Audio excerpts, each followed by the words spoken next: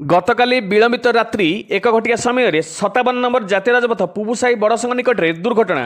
गोटे ट्रक को OD02CT 5337 number विशिष्ट एक हाइवा पछपड़ू धक्का देइछि। घटनास्थल ट्रकटी खसबार सक्षम होता बेले हाइवा चालक गाड़ी भितर चापी हो रही।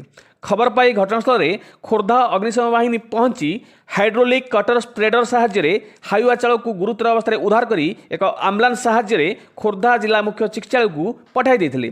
गुरुतर हाइवा चालक जनक पुरी अंचल सुधीर महालिक बोली खोर्धा अग्निशम सेवा केन्द्र अधिकारी मीन केतन बेहेरा आज सकाल 9 घटिया समय सूचना दी। अन्यपटे दुर्घटनास्थल में हाइवा चालक को गतकाली विलंबित रात्रि समय अग्निशम बाहिनी उद्धार कर समय आदर्श थाना पुलिस उपस्थित थिबा अग्निशम बाहिनी पक्षर सूचना मिली। तेबे आदर्श थाना आईआईसी संजय नायक को उक्त दुर्घटना संपर्क में तांको पाखरे कौन सूचना नथिबा कहिसंती। एथुर स्पष्ट प्रमाण मिलुची आदर्श थाना पुलिस जानीशुणी उक्त दुर्घटना संपर्क में सूचना नथिबा कही घटना को चापी देबाकू उद्यम करुछि।